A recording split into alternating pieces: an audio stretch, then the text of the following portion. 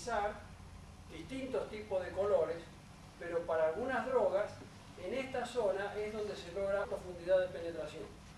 Por eso vamos a ver que se utiliza, en términos generales, muchos láseres que emiten en la zona del rojo. Bueno, en todas las cosas que hay en la interacción de radiación con la materia viva, es importante recordar esta ley de Grotius-Draper, que dice que la acción provocada por la luz se debe a la absorción de luz. Cuando uno incide luz sobre nuestros tejidos, ya hicimos hoy poner la mano acá adelante, entonces parte de la luz se refleja, se dispersa. Recién mostramos cómo pasa a través de los tejidos. Entonces hay reflexión de la luz, hay transmisión de la luz, pero parte de la luz se mete en el tejido y es absorbida. Esto que es absorbido es debido a que su longitud de onda coincide con algún compuesto que tienen nuestros tejidos para que sea absorbido. ¿Me explico? Entonces, ¿qué ocurre? Que si juntamos, como dijimos antes, un fotosensibilizador, que son estas porfirinas, el que haya oxígeno, tejido bien oxigenado, o bien hacer que el diseño de estas drogas contengan mucho oxígeno y luz específicamente en la longitud de onda como para que sea absorbida, entonces puede provocarse el efecto fotodinámico. Actualmente una de las drogas más desarrolladas es la temoporfina, cuya molécula es la que está puesta aquí. Entonces tiene una gran cantidad de oxígenos, y cuando esta molécula es excitada por radiación roja, cuando es excitada, entonces craquea y se desprenden los oxígenos, de modo que particularmente, bueno, oxidrilos, pero después queda el oxígeno, de manera que se forma una molécula de O2 y genera el estado molecular llamado singulete, o singlet en inglés. Yo, como aprendí de un profesor italiano, aprendí a decir singulete y le queda en la memoria ya clavado. Este tipo de moléculas es sumamente efectivo, requieren dosis muy bajas, posee una intensa banda de absorción en la región del rojo, por eso usamos el rojo, y su comportamiento farmacocinético es favorable al aumento de selectividad en el tejido tumoral sobre el tejido normal. La temoporfina tiene baja o nula toxicidad en la oscuridad. Hay que decirlo muy bien. A un paciente que se le aplica esta droga tiene que mantenerse en la oscuridad, en una oscuridad razonable. Si no, tiene que salir al patio, ir a la plaza de día, porque va a sufrir unas quemaduras fenomenales. Y particularmente, en el caso nuestro, por más que esté totalmente protegido, hay que tener mucho cuidado con la retina. Porque luz que entre, quema la retina.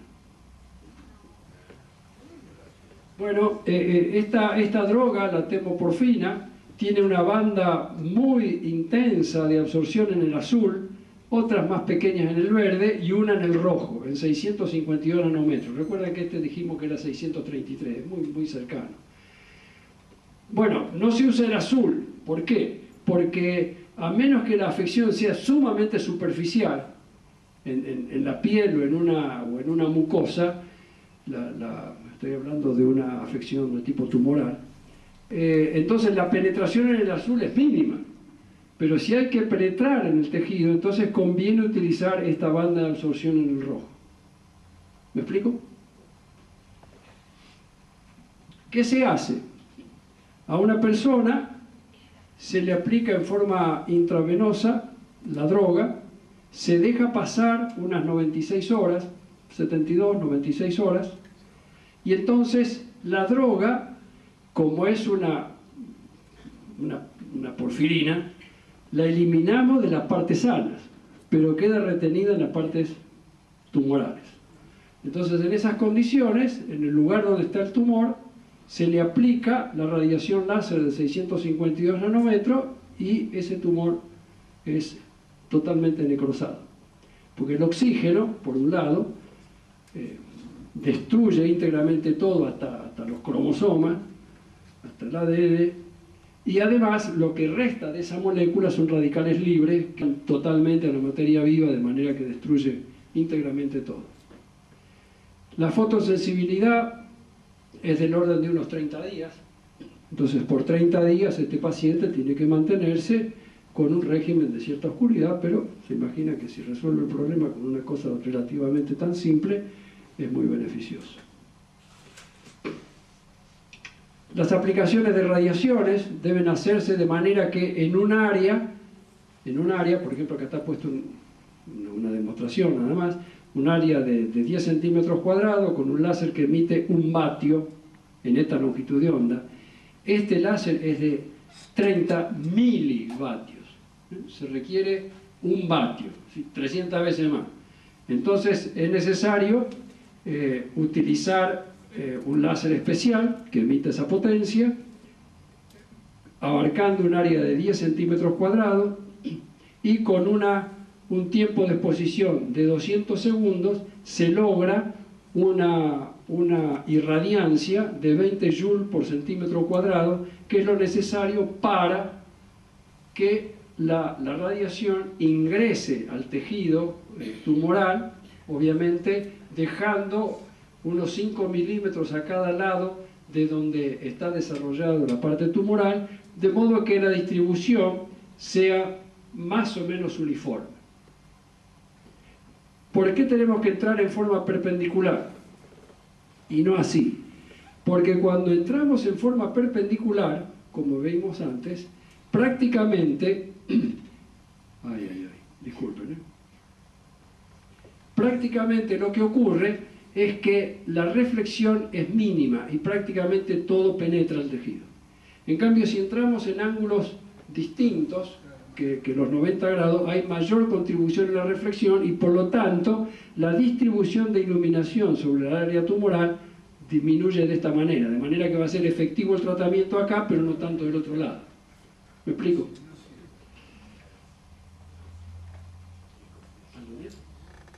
Gracias. Bueno, ahí tienen una imagen de un dedo, donde por una fibra óptica y mandando una luz láser, como la que hemos comentado, todo el dedo se pone así rojo. Ahí tienen una aplicación de un tumor en la base de la lengua. Aquí está la fibra óptica donde está emitiendo la luz. No sé si se ve un color un poquito más rojo acá, pero el esquema es el láser, la fibra óptica. En la punta tiene una microlente como para hacer diverger el haz del láser y abarcar todo el área tumoral. Cuando el tumor es demasiado grande o masivo, entonces se puede usar la técnica semejante a la de la braquiterapia y se colocan agujas con fibras ópticas dentro del mismo tumor y con fibras ópticas también. Estas disculpen, estas son radiografías donde se pueden ver las agujas clavadas en la masa tumoral. Y allí tienen, por ejemplo, un paciente, acá están las agujas clavadas, fíjense, hay 4 que desde una misma fibra óptica que sale del láser, hay un divisor a 4 fibras a su vez, y con esas 4 fibras se hace una grilla como esta, como para distribuir uniformemente la luz dentro del tumor. También se puede usar grillas triangulares, en fin, depende esto de la geometría. Esto es un mecanismo semejante a lo que se usa en radioterapia, en lo que se denomina isodosis. En algunos casos es necesario utilizar disposiciones radiales, como en este caso, y acá está el seguimiento en la radiografía. En muchos casos, las aplicaciones, por ejemplo en el caso de la cavidad bucal, en muchos casos se utiliza simplemente anestesia local porque son tratamientos netamente ambulatorios, mientras que otros pueden requerir anestesia general. En estos casos, el pasaje de anestesia local a anestesia general es, por ejemplo, por la dificultad de acceso del área tumoral. Es decir, si el paciente hay que tenerlo en unas posiciones muy extravagantes, que se cansa, que sufre, bueno, entonces hay que poner anestesia general para evitar dificultades. Pero además algunas otras cosas, como por ejemplo evitar movimientos reflejos, si es en en la boca o la faringe. Bueno, evitar el reflejo de deglución, que implica siempre salivación, evitar movimientos inesperados. En el caso de la anestesia general también hay que tener muchísimo cuidado con el uso de los oxímetros, es decir, los aparatitos ópticos para medir el oxígeno en sangre, porque se colocan en los dedos y entonces hay luz que incide, pero esa luz tiene que tener penetración, es decir, que es de color rojo. Entonces, si tiene penetración, para medir cuánto oxígeno hay en sangre, el problema es que por ahí está circulando también la droga y por lo tanto produce quemaduras. ¿Se ve? De modo que hay que convencer a los anestesistas que este aparatito, el oxímetro, hay que sacarlo un dedo, ponerlo en el otro, después en el otro, después en el otro. Entonces puede decirle, mire que el protocolo dice que tiene que estar en tal dedo. Bueno, sí, pero ¿sabe qué pasa? Que si lo dejamos en el mismo dedo, usted lo quema. Entonces, como no queremos quemarlo, usted tiene que aprender que en estos casos hay que hacer este otro procedimiento. Si esto motiva una cantidad de asuntos referidos al uso y la costumbre, donde los protocolos son distintos simplemente porque las terapias que se están aplicando no son populares todavía como para que todos sepan esto que estamos diciendo. Hay que poner sistemas de protección exterior, por ejemplo, circunscribir muy bien el área en la que se va a tratar. Por ejemplo, en el caso de la boca, hacer moldes de los dientes y hacer caperuzas para cubrir las encías. Y una cosa que viene de suyo, pero que es sumamente interesante a lo que vamos a decir ahora, es el hecho de que estas técnicas, como habíamos comentado al principio, estas drogas, cuando son iluminadas por ultravioleta, emiten una fluorescencia roja. Y esto tiene tremenda importancia. Disculpen.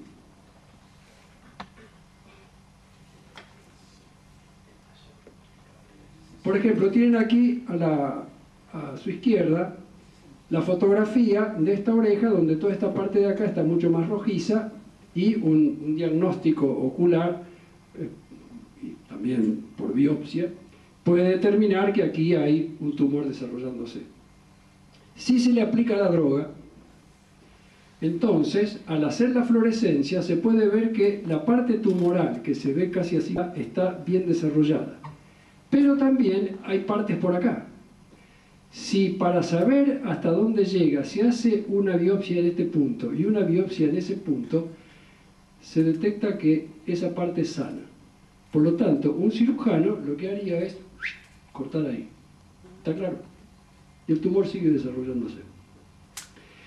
En cambio, si una vez hecho esto, para determinar cuál es el área tumoral específicamente, se hace un fantoma para aislar la parte que está sana, se hace un fantoma adecuado, de modo que se ilumina, y ahí tienen ustedes el anterior y el mismo señor con la oreja completa.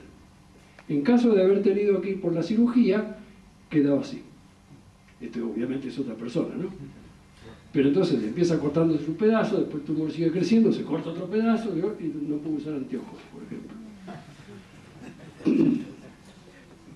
Bueno, pero una cosa interesante es que todas estas técnicas están autorizadas por los organismos internacionales, por los nacionales de algún país, como la FDA, la Food and Drug Administration en Estados Unidos, los organismos europeos, en Japón, en Israel. Están autorizados a ser utilizados esencialmente en cabeza y cuello. Pero también, por la cuestión esta diagnóstica, pueden ser utilizadas, por ejemplo, en vejiga. Entonces, el diagnóstico endoscópico, cuando se ve esto, se observan estas áreas que están aquí, que tienen una coloración diferente y pareciera que ahí hay un tumor. Muy bien. Pero si se aplica la termoporfina y por la vía endoscópica se ilumina con ultravioleta, entonces se ve que no solamente está ahí o acá, sino que está este aquí que no se ve y esta parte acá que tampoco se ve. Entonces, esto es de suma importancia para el uso ya de diagnóstico. Es decir, determinar perfectamente bien cuál es el área tumoral. Algo que le agregamos. En el espectro electromagnético ese que vimos antes, hay radiaciones que son invasivas y otras que no son invasivas. Por ejemplo, cuando nos hacemos una radiografía,